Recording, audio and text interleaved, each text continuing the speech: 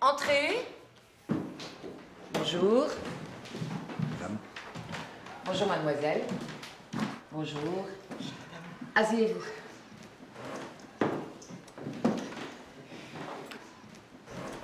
Bon. Vous vous y attendiez, j'imagine, hein. Le conseil de classe a décidé la réorientation d'Andrea en filière professionnelle. C'est sans appel.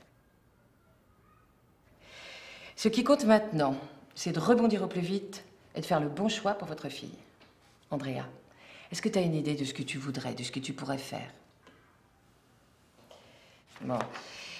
Si on met de côté les résultats, les appréciations sont plutôt bonnes, hein. Bonne camarade, polie, serviable. Ça n'est pas négligeable pour une jeune femme.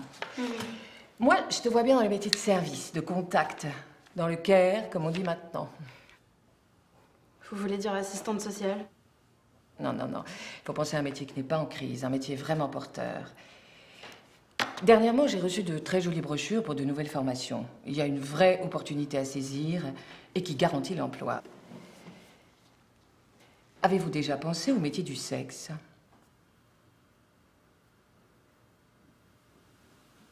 Vous voulez dire prostituée? Mais, Andrea, la libération sexuelle est passée par là. Aujourd'hui, on dit travailleuse du sexe. Et ça change tout. Ah oui, on a vu un reportage récemment, tu te souviens? Non mais maman, attends. Mais je savais pas qu'il y avait des formations pour... C'est tout récent. J'avoue que je n'y avais jamais réfléchi. Moi non plus. Mais vous pensez vraiment que c'est sérieux? Je veux dire, les débouchés. Il me semble qu'il y en a de plus en plus des putes, des travailleuses. Tout simplement parce qu'il y a de plus en plus de demandes. Regardez, rien que ce matin, 5 pages pleines. Et c'est pareil chez Pôle emploi. Le travail du sexe est en train de réduire les chiffres du chômage de façon historique. Enterrement de vie de garçon, cherche bonne pro. Ok, pratique extrême, jeune femme. Mais est-ce qu'Andrea n'est pas un peu jeune? Amateur, chair fraîche. Les filles très jeunes sont aussi très demandées et les hommes, ça les rend nostalgiques. Ce sont de grands enfants, au fond.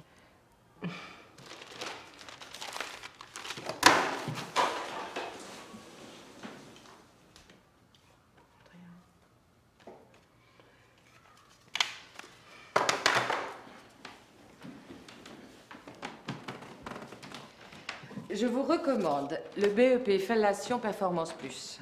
C'est un contrat d'apprentissage de très bon niveau en 2 ans seulement. Les élèves sont entraînés en conditions réelles avec des clients choisis parmi des volontaires bénévoles. C'est gagnant-gagnant. Et ça consiste en quoi? Alors, la première année, c'est très axé sur la fellation. On essaie le plus possible de préserver la virginité des jeunes filles. C'est vraiment un plus pour entrer dans les maisons, vous savez. Et puis ça évite les accidents de pilules. Quand les hommes ne veulent pas mettre de préservatif, c'est pas toujours facile de les convaincre. Et la deuxième année? La deuxième année. La deuxième année, elles sont en alternance dans des maisons. Du coup, elles s'entraînent à différents types de pénétration et plusieurs en même temps. En fin d'année, les meilleurs élèves sont capables d'assurer une vingtaine de clients par jour. Ce sont de véritables sportives. Et les spécialisations? Alors là, il y en a pour tous les goûts, hein. Donc, fellation, ça c'est la base avec option éjaculation faciale, c'est un grand classique. SM, fétiche, ça, on fait plus. Jeux de rôle aussi, infirmière, collégienne, animaux domestiques, et puis le must, le banc de gang. Gangbang. Oui, voilà, c'est ça.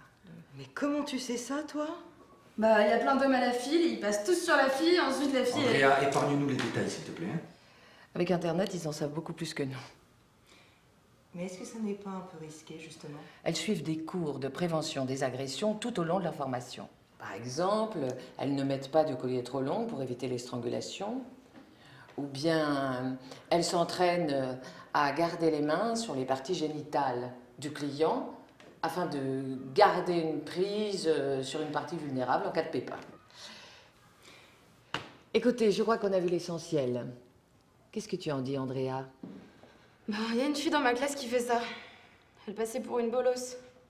Elle fait ça avec des vioques. Il y en a qui sont super crades. Carrément dégueu. Eh bien, mademoiselle, le travail, c'est le travail.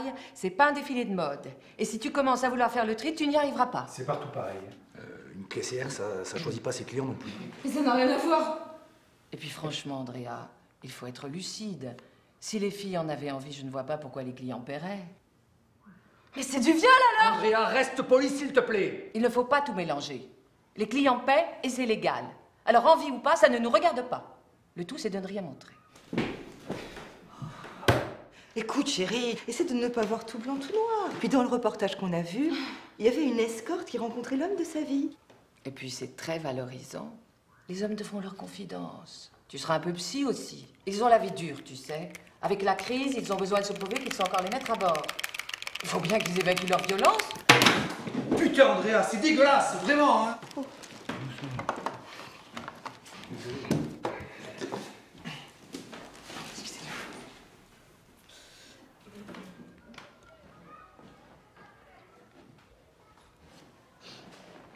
Et le module développement personnel? Avec le développement personnel, les filles apprennent à gérer. Elles le font toutes. Par exemple, quand tu tombes sur un homme brutal, un homme qui te dégoûte, eh ben tu fermes les yeux et tu déconnectes. Comme ça.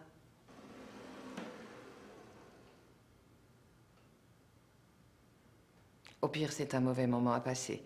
Et puis, tu auras l'occasion de t'entraîner. Et puis, il y a les piqûres aussi.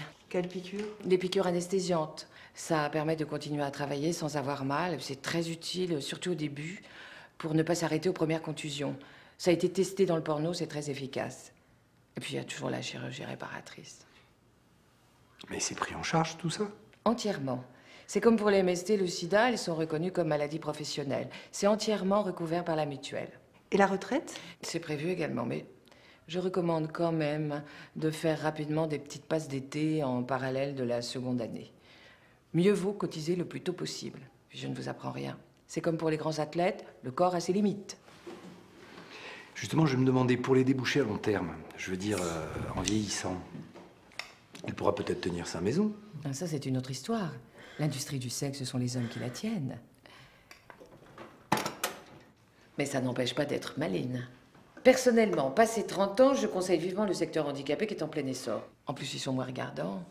Et puis, ça reste un beau service d'aider ces êtres fragilisés à se sentir enfin des hommes. Ah ouais, c'est beau.